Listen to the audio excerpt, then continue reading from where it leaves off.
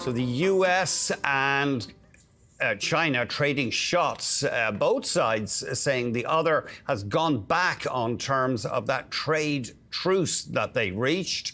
Let's get more from Sean King, Senior VP at lobbying and consulting firm Park Strategies. Sean, thanks very much for coming on. Both sides are saying, well, we had this deal to put a lot of these tariffs on hold, and both are saying you're going back on it. For one thing, China pointing to chip restrictions imposed by the United States. Happy Monday. Good to be with you. You know, we keep talking about a deal, but on May 12th or thereabouts, when this partial tariff truce was announced, there was no deal per se. There was just an agreement to negotiate with a 90-day pause on the super high tariffs we had.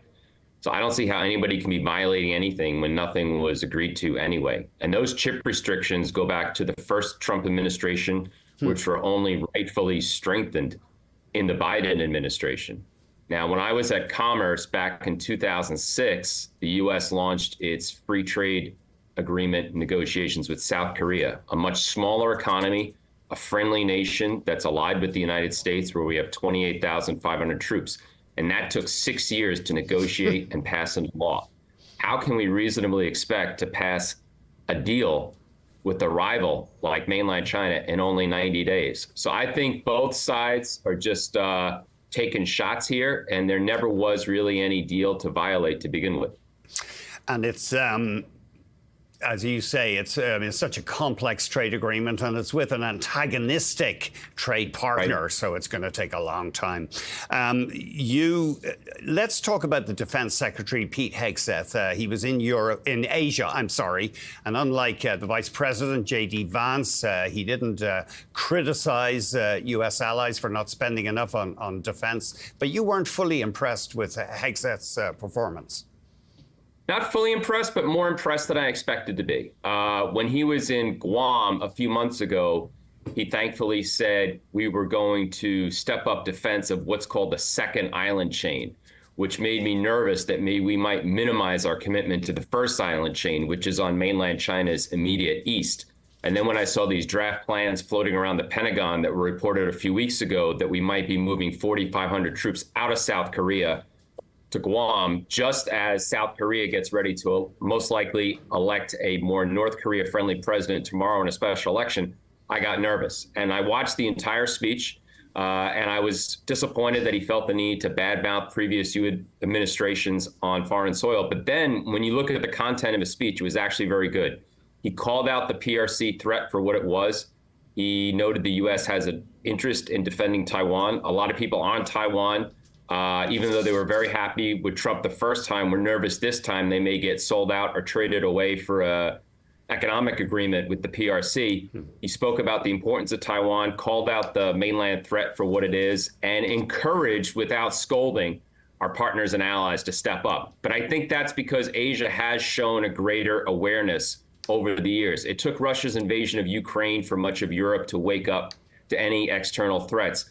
Meanwhile, the likes of Vietnam, Japan, South Korea, Taiwan, and the Philippines, they've been preaching to us about the mainland Chinese threat recently, in recent years, not the other way around. So he had a much more sympathetic crowd there. And on balance, content-wise, I thought it was a very good speech. But you are concerned about one thing, that a potential ally like Vietnam, historically, of course, an antagonist, an enemy of China, Vietnam could be a powerful ally for America, but Trump is hitting them with big tariffs. Yeah, I mean, ally connotes a formal defense agreement, which is why Taiwan, we abrogated our defense agreement with Taipei in '79 when we switched diplomatic recognition to Beijing. So Taiwan's not an ally. They're a partner, as is Vietnam.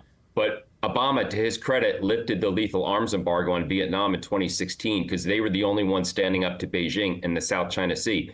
And we've had warships called there. And the people there are very pro-American, and they put the war behind them. And I think we have, for the most part, thanks to great American heroes like John McCain. But here we have Vietnam, which is a great runoff alternative for companies who want to do business in mainland China. Vietnam is a member of the Trans-Pacific Partnership, which we sadly left in 2017, but Canada is wisely still in.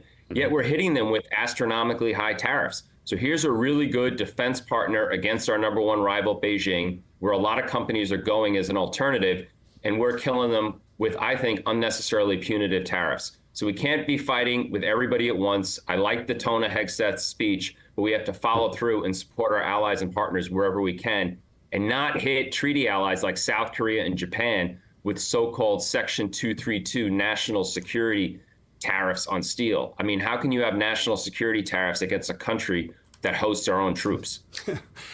Give us, Sean, before we go, what do you think of the way Trump has handled Canada? A lot of people in this country insulted by his statements that he wants to annex this country. Well, I think maybe he likes Canada so much that's why he wants you to be part of our country. And he should at least give each province the right to be its own state. And I wonder if Canada were part of the United States, he'd let people in Quebec still speak French. But in all seriousness, it's an outrage. Canada is a blood ally. We couldn't ask for a better neighbor. You're a force multiplier. You died with us in war. And I think we should lay off Canada and save the venom for real enemies like China and Russia. And I know that markets are down with Trump's salvos over the weekend with Xi Jinping, but they could get on the phone this week, love each other again, and then stocks go up. So this could be a great taco trading opportunity, and tomorrow could be a Taco Tuesday like we've never seen before.